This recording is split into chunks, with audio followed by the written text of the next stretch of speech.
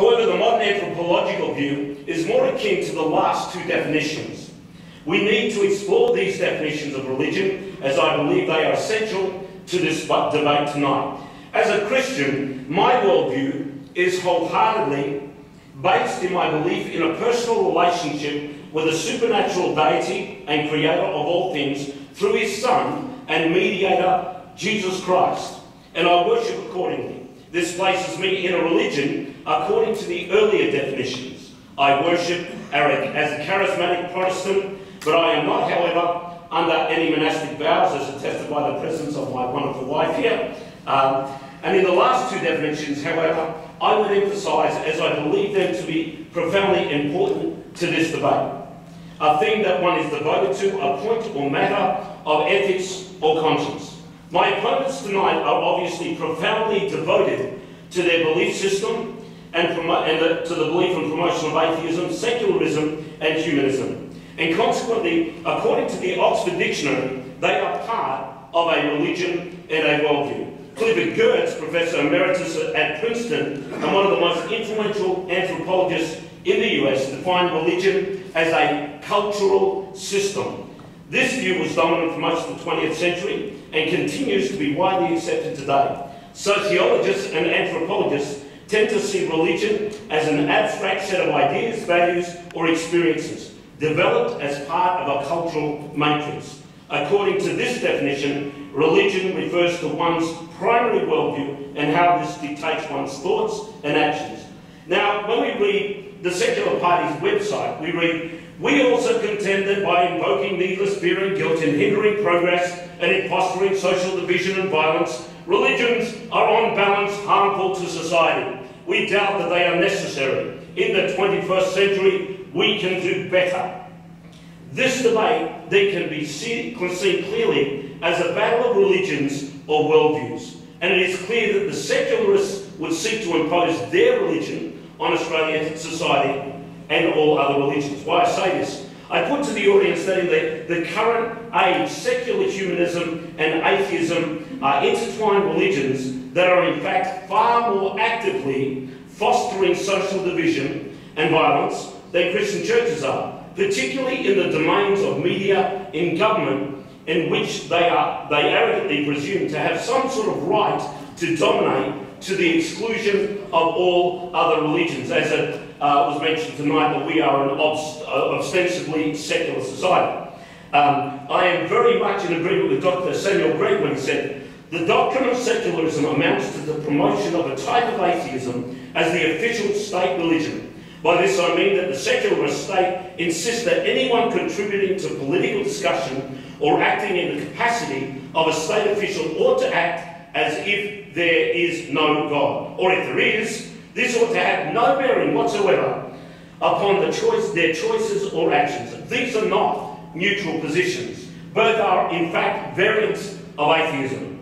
As Lindbeck points out, thoughts, policies and actions have their source in our worldview, regardless of whether we believe in a supernatural God or not. As Francis Schaeffer put it, man will act more accordingly to his worldview than he himself realises. My friends, there are no neutral positions.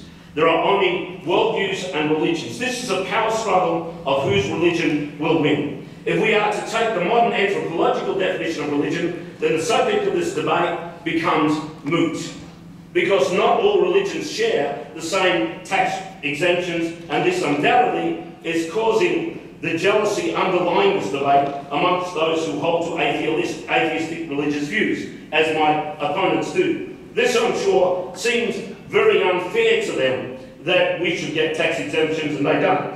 The question then that arises from this jealousy and seeming unfairness then becomes, why do supernatural charities get tax exemptions when secular charities do not?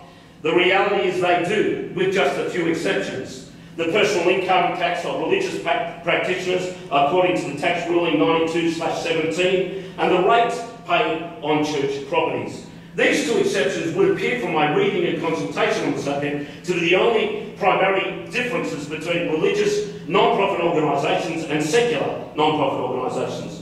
Mr. Wallace would have us believe that this issue involves billions of dollars of lost tax revenue going to religions and that these funds are somehow being garnished from the Australian taxpayer. The reality is that this argument is a total fabrication and is one of smoke and mirrors, obfuscating the reality, as my appointed associate, Mr. Northcott, tonight will make clear. My opponent tonight, Mr. Max Wallace, prefers to call religion supernatural charities based on the tax department's definition for tax exemption, that the religion must have a belief in a supernatural God. The agenda of charity work, by definition, is to aid the poor, ill or helpless.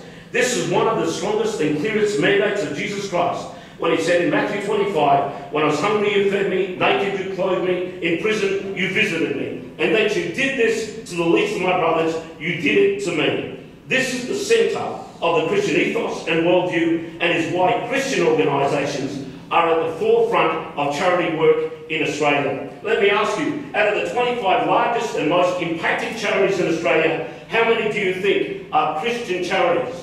The answer is 23. Do the math. 92% of the primary charities in Australia because of the Christian ethos. Tax-wise, there is no real difference between these and secular non-profit charities, except if chaplains are involved and church premises are being used, and this represents a tiny percentage of Christian charity expenditure. It is clear then that to seek to undermine Christian charities in Australia based upon philosophical arguments and jealousy concerning the secularist religion as opposed to the supernatural belief systems, especially Christianity, would be to destroy an effectively balanced system that would both greatly damage the quality of the charity work done in Australia and would greatly increase the cost of this necessary work to the Australian taxpayer. Mr. Wallace declares in his book, The Purple Economy, by not having these essential culture wars between religionists, governments and secularists, there is no way to address church-state problems when they arise. There is no way to keep a constitutional distance between church and state. Mr. Wallace, I agree. However, is that 8 minutes or 10? Okay, thank you. I agree.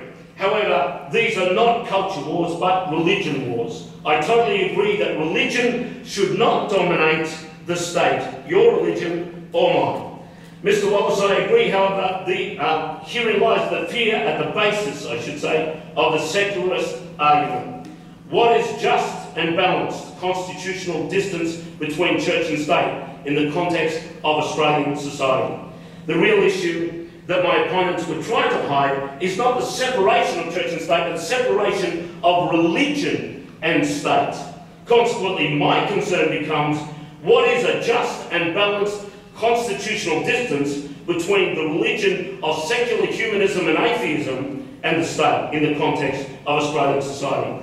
This is really the crux of what is behind this debate and the jealousy and fear that it points to. It is a battle of worldviews and whose worldview will dominate. Mr. Wallace, in his passion to prove the need for separation of church and state, cites the $20 million federal government gift to the Catholic Church for the Pope's visit for World Youth Day as an example of this need. But he neglects to mention the proven radical drop in crime in Sydney at that time, or the boost to our economy of 140,000 people visiting our shores.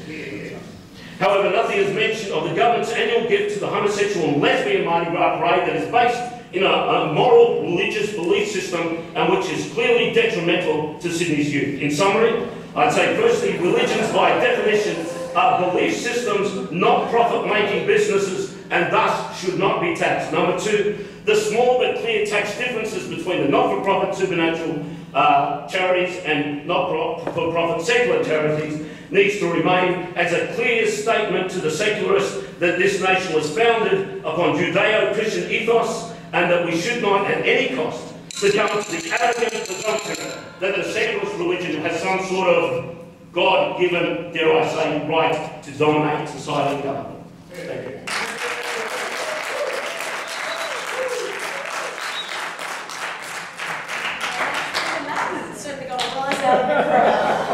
Speaking second for the affirmative, Sid Hickman, President of the Secular.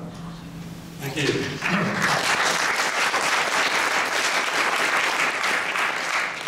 It's quite a lot to respond to there, but I'll